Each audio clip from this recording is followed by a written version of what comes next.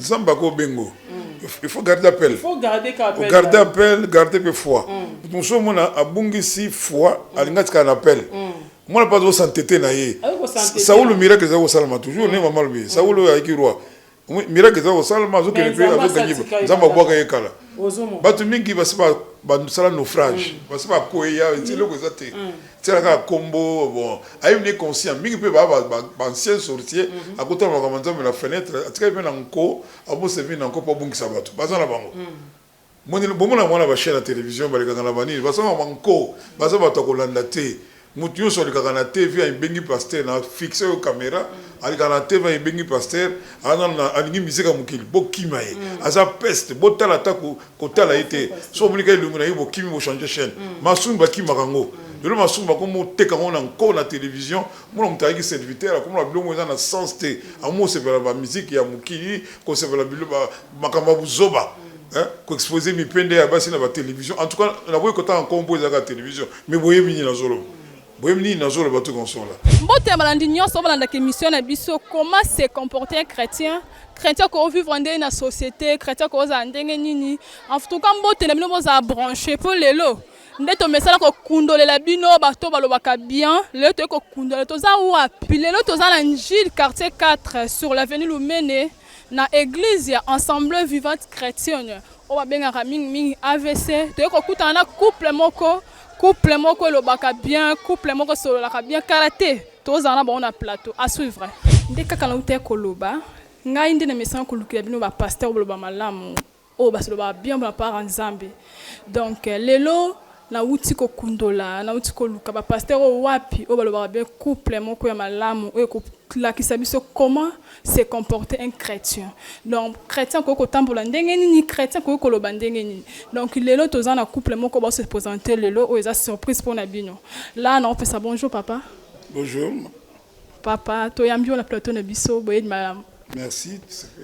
Papa ko se présenter. Oui, comme l'angai Lazarus Willy Kabasele. Nazali apôtre, pasteur responsable de la communauté des ensembles vivants chrétiens dans Mkuse AVC. Maman bonjour. Toyambio. Oko se présenter bana nzambe bayiba yo. Ah. Oui, na pamboli bana nzambe balanda biso. Comme on a ezali pasteur Marthe G Kabasele, nazali pasteur dans l'ensemble vivante chrétienne à Njil na quartier 4. Merci balandinyo so ya chaîne biso Anacor et Monde TV oyo tolobelaka mingi comment se comporter un chrétien lelo to yambi couple moko malamu oyo lobelaka na part ya Nzambe pasteur Lazarus Willy Kabasele et maman Marthe Kabasele oyo tozana lelo awa na kati ya plateau na biso obako lakisa biso comment mwana Nzambe koko se comporter comment mwana Nzambe akoki kozala na société na famille si une église papa. Toi, il y a une question que poser bino lelo. Question à liboso eza comment chrétien ko se comporter dans la société. Pour tout le monde qui chrétien belé lelo zo monde do sambe la maison église avec église mona musu tout le monde na sa église. Après que église aye abandi ko swana abandi ko pour chrétien biso bato de libanda to landa bango akoza ndenge. Chrétien on vivra selon parole de Dieu, on vivra ndenge musuté. Makambo maison ba règle na ba principe tango nimeni nzambe ko sa makambo nzamba lobi makambo me marche ba loi chrétien ko tamo na crainte que tu as ko linga ndeko na ye so ko linga ndeko na yo ko finga ite ko sona te chrétien fa linga nzambe so ko linga nzambe photo sa nzambe marcher selon volonté ya nzambe ya ndenge musu chrétien ko marcher te ko marcher nge Christ atiki biso to ko na marcher na crainte na comportement malamu na misala ya malamu. Pour les chrétiens à partir de misala naye ils ont la façon de soutenir au bakobenga mutu chrétien hein soit tous les chrétiens comme tous les chrétiens oyo vraiment bongoni ya solo bayibaga ba chrétien te na kumba ba chrétien babenga monga ba croyant mais tant ba moni misala bongo ezalo kola ya Yesu ni babiki baza lokola Yesu moni na late na bongo na lenga na bongo la manière na bango na ba principe makambo nzambe na kata doctrine de terre ba to crainte la crainte nous pousse à avoir un extérieur digne d'enfant de Dieu, comme marcher dans le respect à la parole de Dieu. De toute façon, monsieur Agoïba chrétien a été ce qui et sa dignité. Merci beaucoup, papa Zaki, vraiment clair na biso pour nous expliquer biso ndenge ni mwana nzamba ko tambola. Mwana nzamba ko tambola kaka na crainte sa nzambe, pe na loba ya nzambe. J'espère papa Zaki clair. Maman, est-ce que ko baki César? Oui, il faut kozangate parce que la Bible nous dit que vous verrez les nouveaux la différence. Donc différence na biso ya ba na nzambe to ba chrétien to mona ngo na koloba te ke nga na za chrétien. Car à partir ya ba acte ndinga apôtre auti koloba elobe na biso etambo na biso elate na biso. Donc moyen kutu mutu a se poser des questions ezalata mona ka ndingo zali. Parce que Christ a ici biso était trop mona nzete nyonso ba yeba nzete nyonso ka na mbuma na yango. Tozali banzete o tozo représenter Christ ba fruit na biso to misala na biso etalisa na batu vraiment que tozali ba chrétien to bala na nzambe. Je crois au apôtre alobi c'est ça et là monsieur ezate puis ko marcher na crainte nzambe. Crainte nzambe de ko bota sikoyo misala ya chrétien. Donc c'est ça. Vraiment maman zaki clair na biso abi chrétien nzambe yango de ko bota ba fruit o comprendre que toi as chrétien o comprendre que o as nzambe te. Et ben rappelé autre chose bien le père spirituel n'a pas un terme père spiritualité dans le père de la foi quelque part autour d'un père de la foi on a pas père de la foi on a idée na baliska na wutu abotinga osomona quand bien tiki biso église quand wutu a témoigner d'archives ça ba to ebi que na col l'église na wutu boye ba ko bimsa ba ko bamala on point na ngai donc mutu fa na source oui sandier to ebimisi osomona tozonga na musuni yesu to ebaki pour la nene Jean-Baptiste dans l'accès dans le monde entier, voici l'agneau de Dieu. Yende, nde toyibi ke onde Messia oya ina mukile mwa tena ko bikisa biso. Akoy ko sala musana même baptême mapamba, akeba pese baptême. Donc mutu fa na tana yetu église est-ce qu'il y a outil tout console là. Autour que moi on va câble, on va mafuta, va tout console. Na kanisi les lots ozomona Yesu abi avec ce oya ko bakisa, hein, ba ko bakisele pasi, oya ko longola pe ba ko longola pa de quatre royaume. On va remonter dans la sécurité tout ce qu'on a principe comme ça. Pour avoir câble, pour avoir fouta, ça la place de doctrine. Ça on se va c'est là, on se va faire des bonnes. Depuis qu'on est à Calabaju, il y a tout là nango. Et on a très bien nango pour nous que non, et singeli mutu so va zo be là-bas pour les mafuta. Ozomon, mais l'église me sait les ngote, Paul passe les ngote, sauf d'assez les mafuta. C'est ça la condamnation té. Sauf d'assez les ngote, et ça peut gravité. Problème est de toucher biso a aux ali kambuke, ba comme exagérer. Quand on mafuta na comme ça na c'est magie comme yana buzobe comme be na kati pour on peut sabatu et batu bani sous prière té vous avez un verset à Jacques le dit que ata ocho tu mafuta mais c'est que le plus important la prière de la foi sauvera les il y a plein de prédications alinga mafuta de batu na ko na tel cas na Bible ngana zo pombo na kumbo na Yesu oui les symboles kala ya Saint-Esprit mafuta na zo chayo na chena bilambo na Bible c'est que bilamba ponga la bulina cheki na bilamba la supeli ninga ninga kengo supana zomba futa na wenga na sambeli na kombo na Yesu muri mosondo la kat na kambayo et l'ongla qui a rien acte tout ça qui a consécration na biso to sambela ki pona yi je ne condamne pas ba to asela ka ngombe na iba ça attention pour ma be komi bele na kati ba wili musuzu uta ba Israël les autres pas une église catholique va sango ba oteka yango ba tout va aussi le baoul donc sur notre console est dangereux Bible flexible sur le voilà avec ma photo pour ça la monsoute parce que quand on prend la consécration à bana ya ron comme sacrificateur et Bible le que beaucoup ça les langues soute que tu as fait comme ça la matin ma photo n'est qu'à ce que ça la matin oh tout ça où tu places c'est ça question on retourne pour dire avec beaucoup ça la monsoute balami balete ma photo on on va changer en tout cas dans tout tout ça la ndeng na ndeng tu connais madame quoi donc bilo bien ma be câble le belé donc peut-être que la doctrine de Bible le tout ça merci na balandignon sur la chaîne biso Anako Remonte TV au bozalaka des sites vraiment maman la une question pas na maman kokama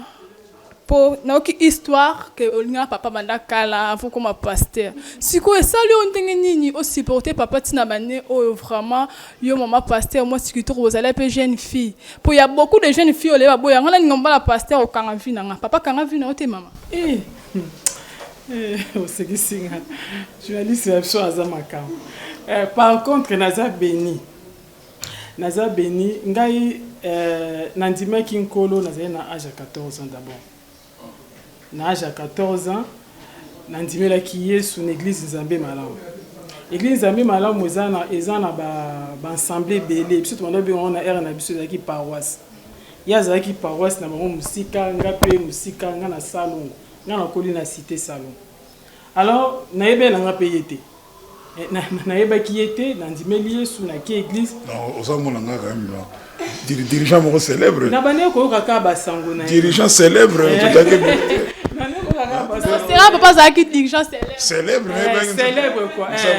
azalaki dirigeant célèbre na bane koyoka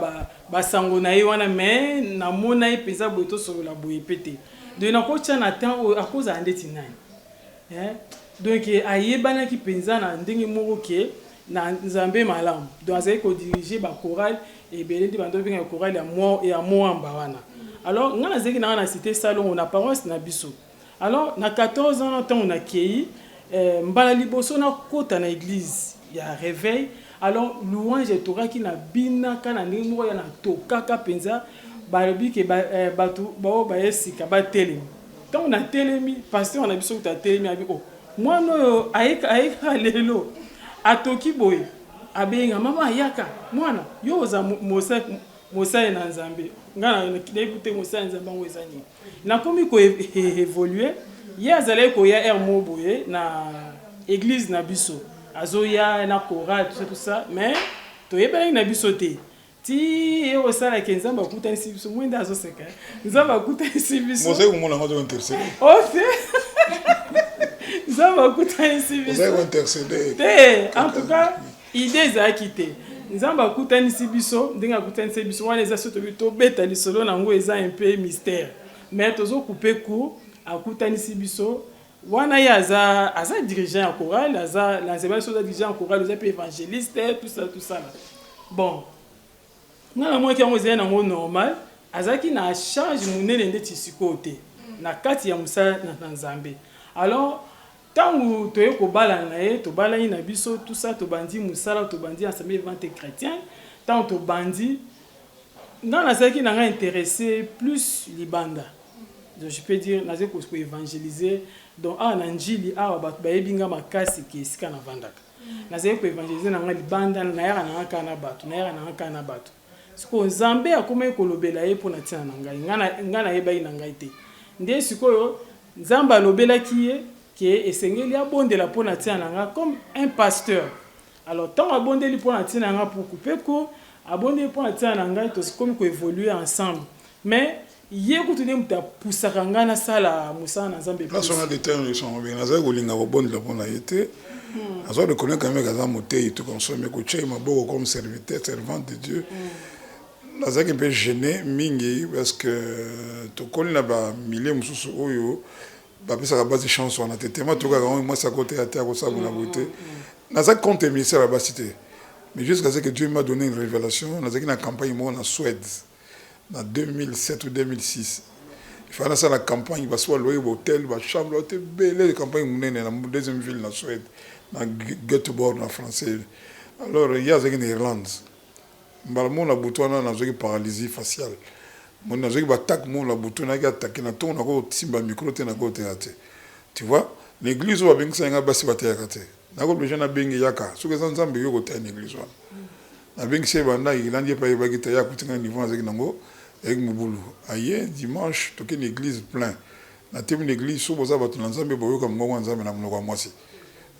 ngalo ko te ate na kanga mnoko na sali boye pona misata voix bato qui touché ému bapremeza ki ate et banda le l'église on a basi bateka donc on tant que comme on est ça on a dit conviction la binazo que nous qui ça moi c'est à Coutino c'est l'époque inde il fallait ça la consécration naie et maman Emi il fallait ça la consécration naie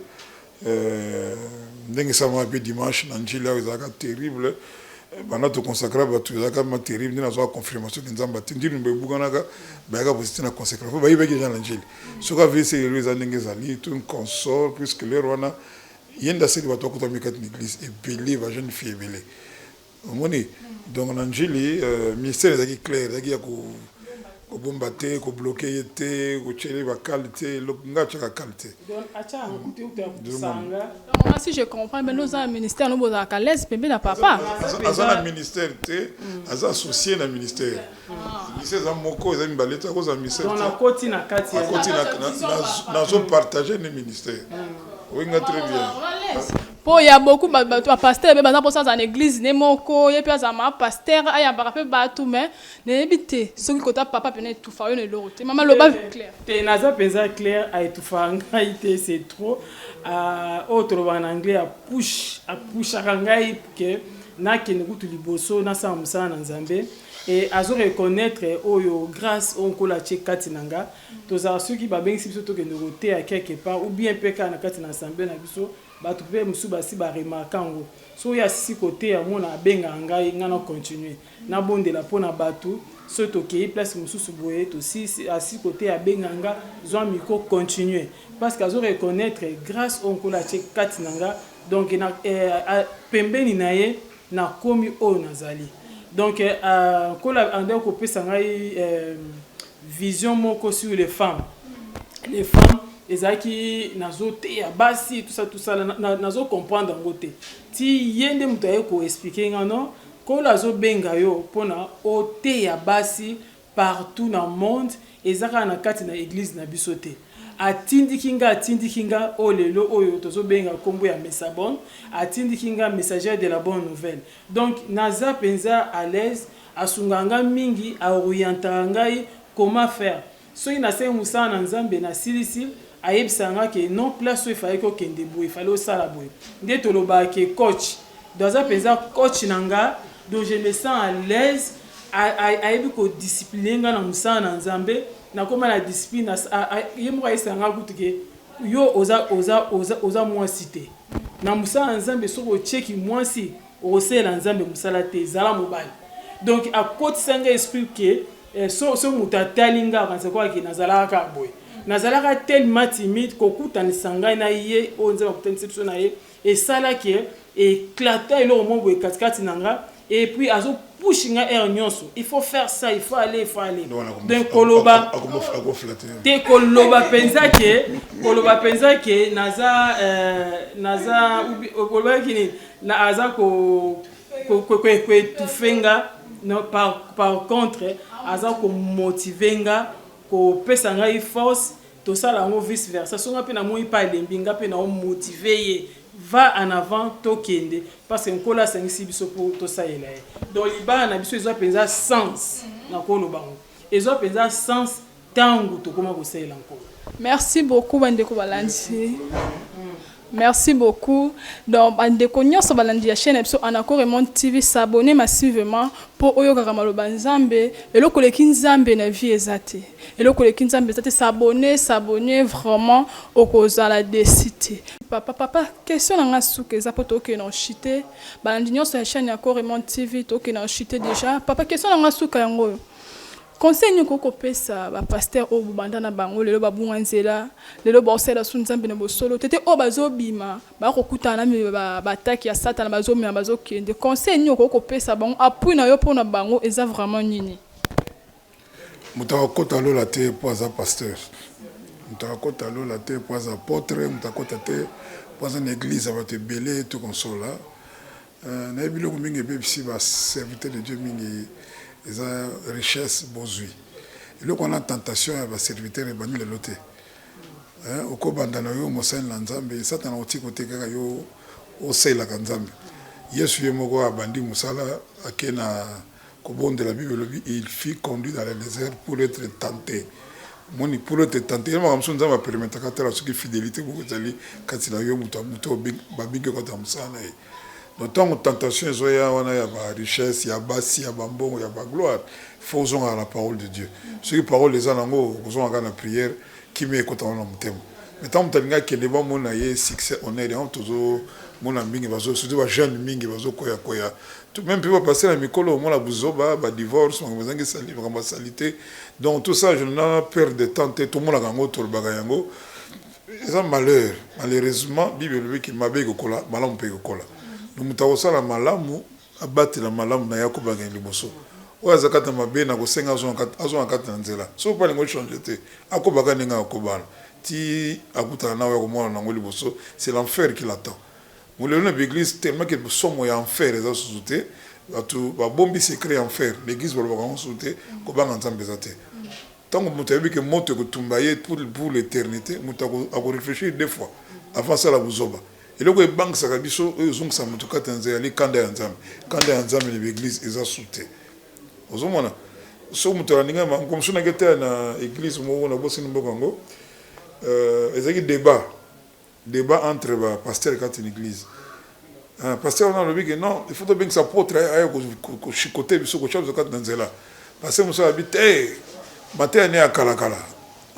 matin na kala atika avec débat quand l'église ngana yeba monter ozomona na yako de matin akala zala donna matin asika binga ngo new age matin oyo lungula batu ko banga nzambi yango ipanzani kate l'église na biso passer la zone yanké passer ngaza la cool passer ngi bandi ba mone cool ba mona ye te kitoko ba mona ye ça n'importe quoi et ba to likilo ngande ngona malheureusement to likilo ngande ngona est-ce que bon Moïse passer la crainte de Dieu la repentance la nouvelle naissance ko tambola na crainte ko banga nzambi ba to likilo ngona tu vois donc vous êtes responsable il y a ba choix na ye na teki matin mon ton na matete na petit troupeau je vais parler sur les choix no yo ça lelo okuta ngo lobby ko na lobby c'est aux aucun donc ba pasteur va sala mabe yo mtozo ka kolonda bango te landa Christ pour Christ atiki manière ko tambola kwa si je donne un conseil oya sala mabe azonga na nzela émission la mino et ils la canal moko tozo lancer message na bato ba tambola sans crainte ba servito mona mo ko faki na matete ka lokwa lisiki autant ko monete ayibani na matete wana mo kumsusu azo bisanga bio vieux lelo na zo lukani na ko sala na besoin de puissance na besoin na na braza ba bisanga na bimana ba mama ya kala tout console là na ko mo balukilanga c'est que c'est mal avant que fatu ba gite to pese conseil na munga mo pasteur tabi jeune homme zela okubika yango zo ngad dans zela ayo kana bisote na zo ni poto ba bisanga si o mo na autokufa tout console mingi ba ko fo bani ko simba Maniko simba si mais on a pas la base donc buzoba magie ba force il y a occultisme de l'autre comme aux puissance il y a ténèbres pour toi dans l'église pour tous ça c'est tout ordinaire mais ce que comme moto zali liwa pe yambala kaka on y très bien tout tika banzela on a tout fixé caméra na hôtel là tout tika banzela on a tout temps on a crainte de Dieu tout temps on a ko sepelisa nzambe musami so ko sai lanza ifo nzamba sepelisa nango na ko sala makamute pour mi sepelisa ba to abetana maboko nani leko na biso na lobi Paul a le dit comment est-ce que nous sommes pour la civilisation tout pour la civilisation c'est ça le problème ce qu'on civilisation il y a besoin beaucoup d'enfer enfer existe c'est le secret le mieux gardé on n'en parle pas ba bombia ngo bani ko ba mususu oyo civilisation ngani ko civilisation te ngano te agate pour la civilisation ba mingi pe baza il y a des bons pasteurs au éviter ba obinga na fin na Guinée souvent moi na tongo na ngina ngaba kit ya tongo na na kene église ba yinga te na fin na bazoka nenga ko parole na besoin de parole mususu pe ko sunganga dans le cabano batère était bien bano kat na message ba serviteur batère bien tout s'associer peut tout monter écrire même super ya bana nzambe bazo manga nzambe tout ça la ba échange la connaissance la parole de Dieu de mikolo eza bongo oya ko tambola bien ko la pambola yo ke liboso wali ngo changer te telanga ningo zana tout console suka ndiko mona makamla. Merci papa. Merci vraiment toza recep maman ko baksa pour maman pasteur mbala mo babunga nzela o ko côté ya mobali te ke papa obosani nzela nsambe te maman ko lo bani pona ba mama oyebi na temps to komi elo musu oyo ko bonga izana ngo sute bato bakoyi mitu makasi matoi makasi bazomona ki bayebi makambo nyonso ata na minute oso toyebisi mutu moko azosala mambo eza na sens te po tolandaka mpe na bachaîne mpe ya batélévision tozomona mambo babétise moko soi-disant bapaster bazoloba na minute oyo ata opesi conseil bakoyoka na bango te me ngai nayebi na apocalypse na livre ya suka bible ezoyebisa biso kola azopesa alobi na suka alobi oyo ayebi kosala malamu asala malamu oyo ayebi kosala malamu te akontinue kaka na kosala kaka mabe na ye wana makambo oyo tozovivre lelo ebanda kala lere mpe ya Saul mpe azalaki mobengami na nzambe mais après akomi kosala makambo oyo azomonaka esengeli asala alors lelo mpe toza mpe komona soi-disant que maman alobi bien nzambe akobengo il faut garder appel. Il faut garder appel. Garder appel, garder peu foi. Nous sommes à Bungisi foi, à l'ingati appel. Moi n'a pas de s'entêter na ye. Saoul le miracle ça au salama toujours né maman lui. Saoul a écrit roi. miracle ça au salma zo kele pe avec gagner nzamba boka yekala batu mingi basiba sala naufrage basiba koya ntilo ko zate tela ka combo bon ayi ne conscient mingi pe ba ancien sorcier à côté ma commenter la fenêtre atika pe na nko abo se vina nko po bungisa batu bazana bango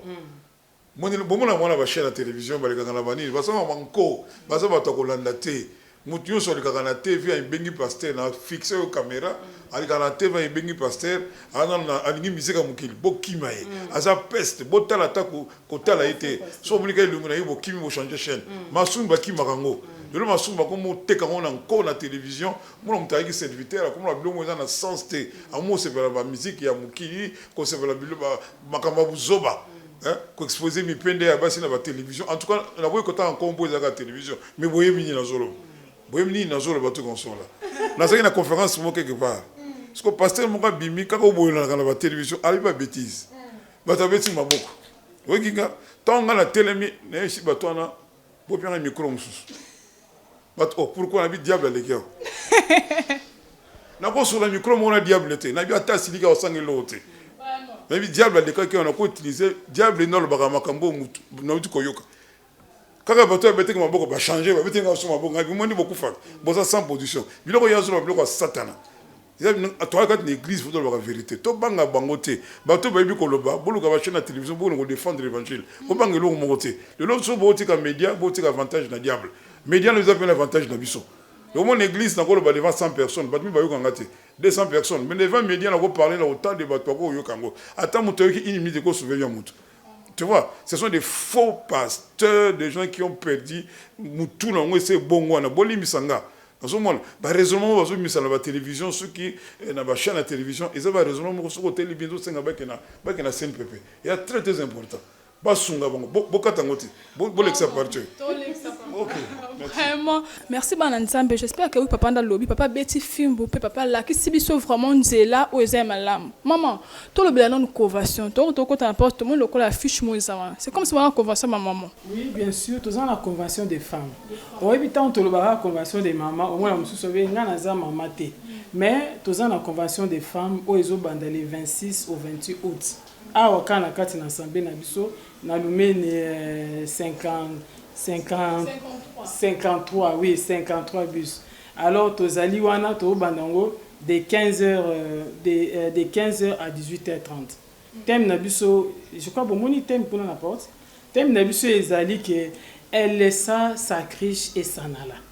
Alors il y a wana to so bengisa vraiment toutes les femmes hein. To so bengisa bino boya ezali un certain vendredi le 26 au 28 août de 15h à 18h30, Tozo Beng Sabino Boya pour découvrir qui laissa sa criche et s'en alla.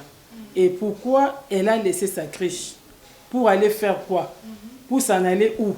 Alors, to Bengi Sibino, Basi Boya et Belé, Boya invité P. Basi Moussousou, oh, Baza, ba camarade Nabino, ba voisine, pourquoi pas belle-mère Nayope, pourquoi pas Tata Moisi? Pourquoi pas voisine na yo camarade na motema yaka tozana ba oratrice misatu oyo ba ko partager le bananzambe mikono wana. Oui, c'est ça. Merci beaucoup vraiment maman Bengisi toutes les femmes babi ba signon so o benga moza mwasi le 26 le 27 le 28 et kozala vraiment malamu soki oye po babi bakangaka soko ki mungonga nzambe ko dutete yaka oromona lobiko. Là je dis merci vraiment à mon patron babi muto apesanga musala pasteur Willy Mabaya, merci beaucoup cordon et na simamili ya bili na biso zaki na vraiment gloire wete o azaki wana pour la caméra vraiment merci beaucoup na couple Kabasele o bandima ki fitation biso ko yamba biso soso pour ba leka notre chaîne Anakore Mon TV babi s'abonner massivement au kozala des sites. Je dis bon séjour à mes sœurs chéries babi ma passe à moko ya bien au baza déjà a bazo lexa vacances à Norlin Tingi et Tabling Ting et Norlin Tingi au baza a bazo lexa vacances na papa mon bote pour na bateau bote na bana nzambe nyonso bo demere yeso zoya to bongamaka il faut na bandoko masolo échanger to betaka masolo ya enlèvement bato se préparer calamité to zonga na ndako to limbi mokili to aso le sengo moko te meto comme na tongo na soka makambo to zo moni ko yaso ebele ya mabe malamu yoza muke donc to demere na foi to battre la foi na biso église mo ko sauver yozate ko za quoi vierge folte pour bon ba otika moment enlèvement te la ville des sages, tourner toi. Merci beaucoup. Merci maman. Oui, merci beaucoup. Kola Pambo d'abord chaîne Nabino. Vraiment, beaucoup de liboso, na initiative au bozui vraiment. Puis il y a des gens qui sont abonnés belé. Bo Pambo la beaucoup de liboso parce que nanzela Nabino batu bakolanda ta moi eloko moko ekosunga bango. Alors to Pamboli d'abord en avance batu nyonso bakolanda biso, que le Seigneur vraiment vous bénisse et votre équipe, que le Seigneur vous bénisse. Amen. Merci.